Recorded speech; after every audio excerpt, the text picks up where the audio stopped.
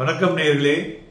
இன்றைய தினம் நமது சந்தைகள் ஒரு புதிய உச்சத்தை தொட்டு 23,667 என்ற புள்ளிகள் வரை சென்று அதன் பிறகு பார்த்தோம்னாக்க மலமலன்னு விழ ஆரம்பிச்சது.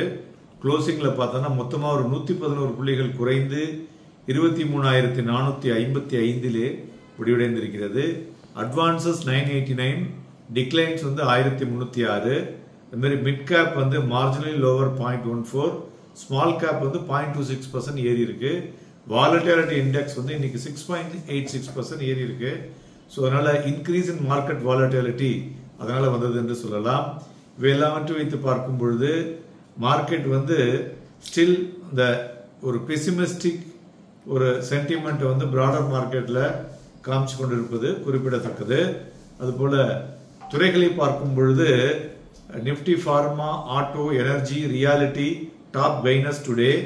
மறுபுறம் FMCG, financial services, IT, Nifty PSU banks எல்லாம் பார்த்தோம்னா இன்னைக்கு ஒரு நல்ல ஒரு ப்ராஃபிட் புக்கிங் இருந்ததுன்னு சொல்லலாம்.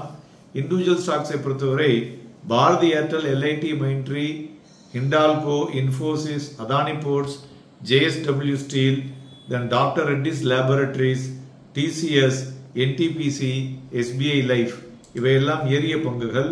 இறங்கின பங்குகள்னு பார்த்தோம்னா UPL, பஜாஜ் ஃபைனான்ஸ் இவையெல்லாம் டாப் லூசர்ஸ் டுடே. மேலும் இன்றைய தினம் நிறைய ரிப்போர்ட்ஸ் நம்ம சொன்னாலே நேத்திக்கு டேட்டாக்கள் வெளிவந்திருக்கின்றன. அதன்படி பார்த்தோம்னாக்க நம்மளுடைய HSBC India PMI services June பார்த்தோம்னா 60.4 versus 60.2. Then June HSBC PMI manufacturing data 58.5 versus 57.5.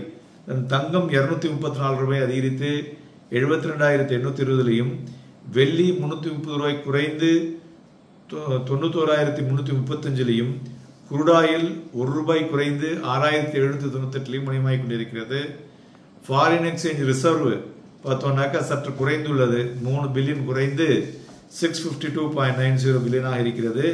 அதுபோல நம்மளுடைய இந்தியாவோட டெபாசிட் குரோத் பார்த்தோம்னா 12.7% வைசஸ் 13.3 சற்று இறங்கி இருப்பது குறிப்பிடத்தக்கது.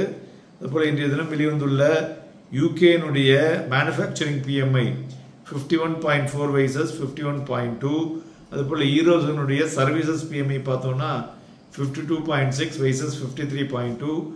ஈரோ அண்ட் ஜெர்மன் மேனுஃபேக்சரிங் PMI பார்த்தோம்னா ஆல்மோஸ்ட் டவுன் பை 1%, 2% அப்படி இருக்கு.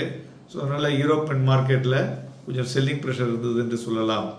மேலும் நம்மளுடைய பிளாக் டேலை பொறுத்தவரை இன்றைய தினம் பார்த்தோம்னா சுஸ்லான், பிரமல், ஸ்ரீராம் ஃபைனான்ஸ் இது மூன்றிலையும் பிளாக் டீல் நடந்தது. வேதாந்தா பார்த்தோம்னா 2.5% ஸ்டேக் அவர் அனில் அகர்வால் விற்க போறாரு. ஸோ அதனால இன்னைக்கு அந்த நியூஸ் கொடுத்துமே அது இந்த ஸ்டாக்ஸ் பெட்டரா இருந்தது. அது வரும் நாட்களில் மொமெண்டம் இருக்கக்கூடும் என்று எதிர்பார்க்கலாம். மேலும் ஃபினான்ஸ் மினிஸ்டர் நிர்மலா சீதாராமனை அந்த all the mutual fund category of AMC பீப்புளெலாம் மீட் பண்ண பொழுது ஆப்ஷன்ஸில் ஹை ஃப்ரீக்குவன்சி ட்ரேட் பண்ணக்கூடியவங்க, அல்கோ வச்சு யூஸ் பண்ணுறவங்களுக்கெல்லாம் STTயை இன்க்ரீஸ் பண்ணுங்க அப்படிங்கிற ஒரு அட்வைஸை கொடுத்துருக்காங்க. ஸோ அதனால் இது வரும்பொழுது இந்த அல்கோ ட்ரேடிங் யார் யாரெல்லாம் யூஸ் பண்ணுறாங்களோ அவங்களுக்கெல்லாம் STT அதிகரிக்கக்கூடும் என்ற எதிர்பார்ப்பு இருக்கிறது. ஸோ அதற்கு தகுந்தாற்போல் மார்க்கெட்டினுடைய ரியாக்ஷன்ஸும் இருக்கக்கூடும் என்று எதிர்பார்க்கலாம். நான் countdown of budget July 22 அப்படின்ட்டு சொல்லியிருக்காங்க. மேலும் இன்றைய தினம் சந்தைகளுடைய போக்குகளை பார்த்தோம்னா ஒரு ஹை வாலட்டிலிட்டி. ஸோ ஒரு ஓப்பனிங்லேயே ஒரு கேப் அப் ஆச்சு.